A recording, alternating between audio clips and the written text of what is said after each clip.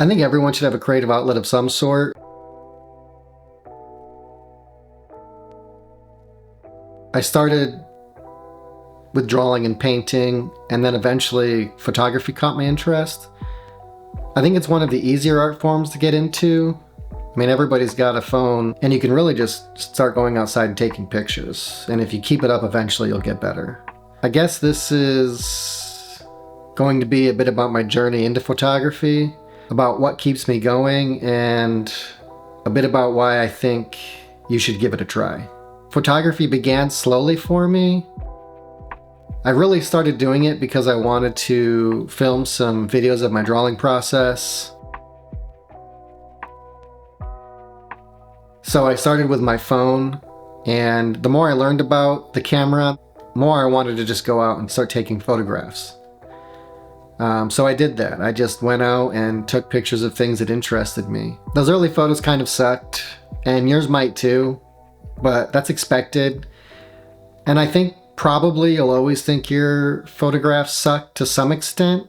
I think that's just the nature of being an artist. Over time, you will definitely get better, and you'll start appreciating it more, and you'll start getting more comfortable.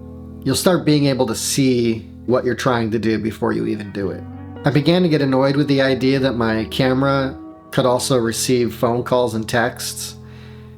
It was kind of a mental block. I know I could shut those things off when I'm using it for photography, but it was, for some reason, it was just keeping me from wanting to go out every day and take pictures. So I knew I had to upgrade to something that was more dedicated.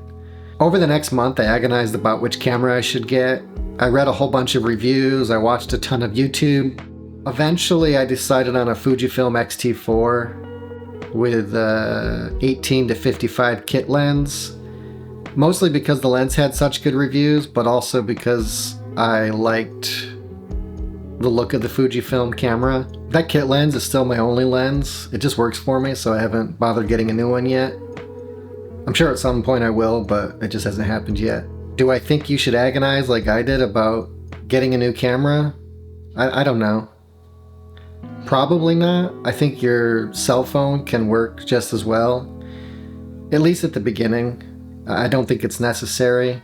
There are heaps of good iPhone and Android photographs out there. Maybe you just have an old phone you can dedicate to photography for the time being. I think, and I'll probably repeat this, just getting out and taking pictures is what you should be doing. You can upgrade your gear at any point. When I got my Fuji, I started photographing everything. Different styles, different angles, different lighting. My favorite stuff to look at the time, probably still today, is street photography. There's just something shocking about it, and great street photographers just have a real ability to turn the ordinary into the fantastic. I thought for sure that's what I wanted to do, but damn was I wrong. I don't like people, I hate being in crowds, and trying to photograph strangers was just so uncomfortable. It made me so anxious. I gave up on that dream rather quickly. And then one day I found an old house in the woods falling apart, covered in vines. It was the middle of winter, so all the trees were bare, and that house just looked so strange, sitting there in the middle of nowhere. I think it was the first image of mine that I actually liked. I think it had something that my other photographs didn't have. It told a story. It had a mystery to it. What happened to that house? Who lived there? Where did they go? Why did they leave? These were all things I thought I wanted to know, but in the end, I preferred the mystery. I wanted to leave the mystery intact. From that point on, I just started driving country roads searching for more houses like that one. I found so many abandoned and decaying old houses and barns. The North Carolina landscape is just speckled with these things. So that's what I do now. I just drive around taking pictures of old houses because they fascinate me. They're beautiful in their own way. They're quiet, they're weird, they're sad. They make me think about the passing of time. They somehow make me feel grateful for what I have, and they most of all make me want to share their mystery with other people. When you're standing in the presence of these old buildings, they feel so ancient, but I know they were full of life not very long ago. I can imagine people working and playing and celebrating together, and then one day everybody packs up and leaves, or the last family member dies.